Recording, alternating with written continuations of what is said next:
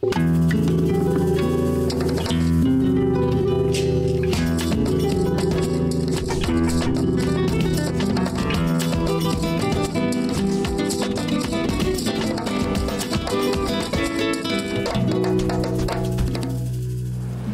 Brasil, metade da população se declara negra, mas isso não se reflete quando olhamos para os representantes políticos do nosso país, nem mesmo quando observamos os candidatos aos cargos para o Executivo e Legislativo.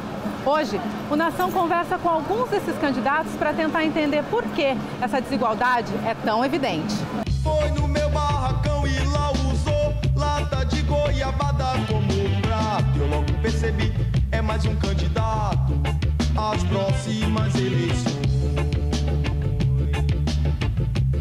As próximas eleições. As próximas eleições. Fez questão de beber água da chuva. Foi lá na macumba, pediu ajuda. Bateu cabeça no gonga. O professor Ayrton é cientista político e, para sua tese de doutorado, ele estudou e pesquisou a participação negra no cenário político. Quais foram as conclusões desse trabalho?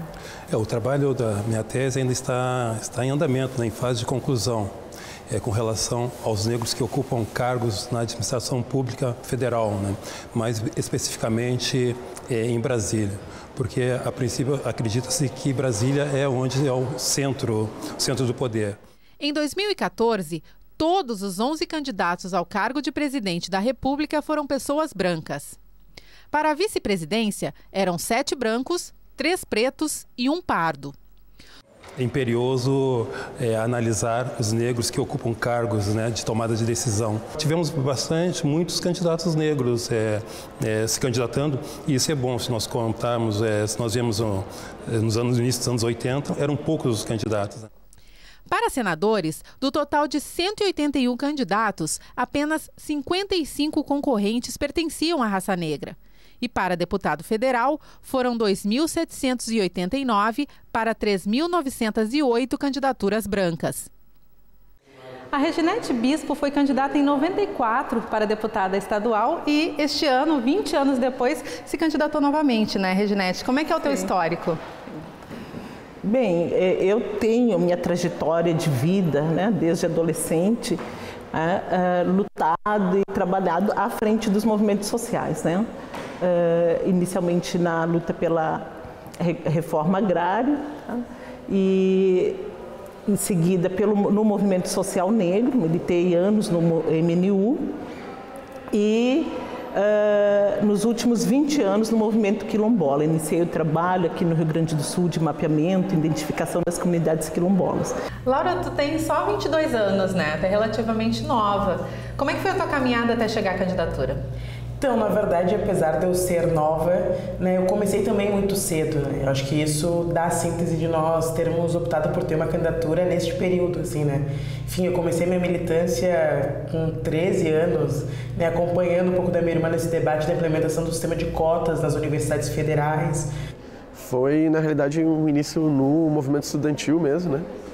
Na escola ainda, quando estava no ensino médio. A gente começou a fazer a luta e organizar a defesa da educação pública, né? A mobilização dos professores, tinha toda uma ebulição em relação a esse tema e a partir daí eu comecei a minha militância. A caminhada que a gente construiu foi essa, assim, sempre na organização do movimento mesmo, né? E aí é isso que deu um caldo, conseguiu dar um respaldo para que a gente lançasse uma candidatura nesse ano.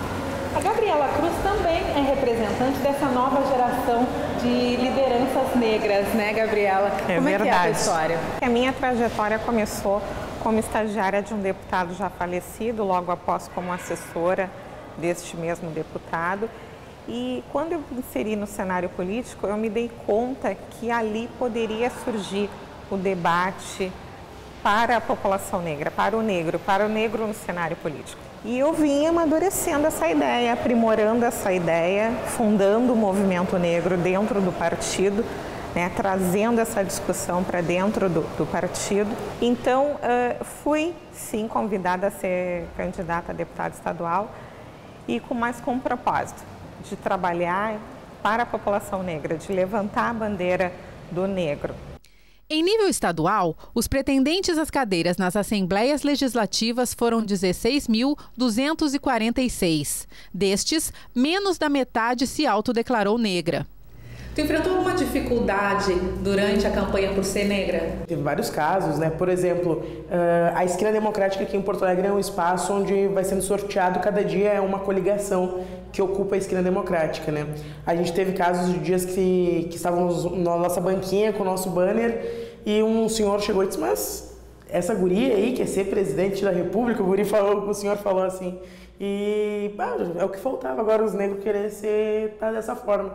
Bom, o cara de forma voluntária chegou e falou algo desse tipo. É muito difícil para nós negros lidar com os grandes, né? É muito difícil a gente enfrentar as grandes campanhas. As estruturas partidárias que não reconhecem a importância de uma candidatura tipo a minha, né? Uma candidatura negra, né? Ela não disponibiliza os seus quadros, não disponibiliza os recursos. Os negros já vêm, né, sofrendo desigualdade racial e desigualdade social. Então, quando chega numa campanha eleitoral, se comparado com um candidato branco, ele chega em desvantagem. Primeiro, pela questão social, questão econômica, e também porque os negros, muito menos que um candidato branco, ele não participa como elite de uma administração pública, estão fora da administração partidária. A gente tem muita dificuldade de conseguir expressar as nossas demandas, porque na política também a gente acaba sendo, na maioria das vezes, invisibilizado. O porquê disso aí é devido ao processo histórico no Brasil, né, onde os negros sofreram e sofrem ainda a discriminação racial. E quando chega na questão da política, também esse racismo é transportado para a política, né? Até 1934, mulheres, negros, pobres e analfabetos não tinham direito a voto. Para mim não cabe o discurso de que negro não vota em negro, né? Porque o processo, para mim, o que está colocado é a capacidade de mobilização e articulação. E isso passa pela mobilização dos recursos para manter uma estrutura de campanha, né? Claro que não é só o recurso, né? Não é só o recurso que vai garantir o sucesso de uma eleição, mas ele é fundamental. O que está faltando é coragem da gente mostrar que nós somos unidos, né? Que nós somos unidos, tão unidos como nós fomos na escravidão, no pós-abolicionismo. Então eu acho que a gente tem que resgatar essa união que nós tivemos, essa resistência que nós tivemos. Nós sentimos essa dificuldade, não só do ponto de vista material, enfim, mas de muitas vezes até você está andando na rua, distribuindo um panfleto e a pessoa te pergunta, bom, vou votar num candidato assim, com esse cabelo, com esses traços e tal. Você falava, não dá, entendeu? Então, é complicado porque a falta e a ausência de uma consciência racial mesmo entre a população negra, ela impede que as pessoas se identifiquem e, enfim, construam representações de acordo com os seus mesmo. Contou com a ajuda de empresários que tu já conhecia? Como é que foi essa busca por esse auxílio na tua campanha? Eu também tive essa mesma dificuldade, assim, a dificuldade de conseguir disputar uma campanha com poucos recursos financeiros, conseguindo, enfim, juntar os recursos daquelas pessoas que construíram o nosso projeto, né? Mas enquanto nós estávamos ali contando alguns trocados para conseguir estruturar uma campanha, tinha gente andando de jatinho, né? Tinha gente com uma grande estrutura financeira. E isso, sem sombra de dúvida, infelizmente, ainda é o poder econômico que dita quem entra e quem não entra no parlamento. Existe uma dificuldade realmente maior para um candidato negro e que levante essas questões da negritude? A dificuldade que a gente enfrenta no processo eleitoral, ela é, enfim, um reflexo, um espelho do racismo na sociedade mesmo. Porque não é à toa que a gente tem menos candidaturas negras, enfim, não só no Rio Grande do Sul, mas em todos os estados. O racismo, ele impõe uma série de limitações aí para a participação política dos negros na sociedade em todas as esferas, seja na organização de bairro, seja na organização sindical, estudantil, enfim, no geral. Nós temos que mostrar o que realmente nós queremos.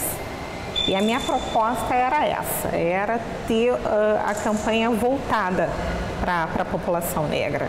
Claro que, se nós formos pensar no cenário político, isso talvez para o eleitor deve ter tido um foco. E eu tenho que trabalhar a consciência. Agora, a partir de agora, eu tenho que trabalhar a consciência, a informação.